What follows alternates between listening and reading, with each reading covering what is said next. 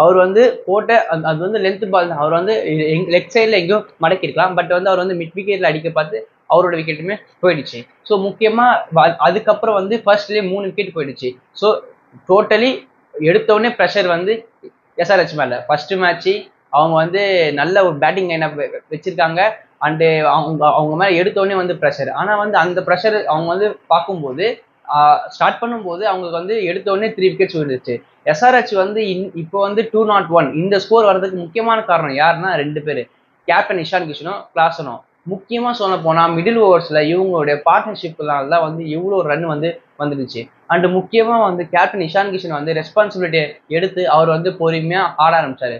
And முக்கியமாக சொல்ல போனால் 12வது ஓவரில் வந்து எங்கே வந்து மொமெண்டம் வந்து ஸ்டார்ட் ஆச்சுன்னா 12வது ஓவரில் வந்து 2 4 அடிக்கிறாரு இஷான் கிஷன். அண்டு முக்கியமாக வந்து குறிப்பாக சொல்ல போனால் ஆர்சிபி கேப்டன் ரஜத் பண்டிதரால் வந்து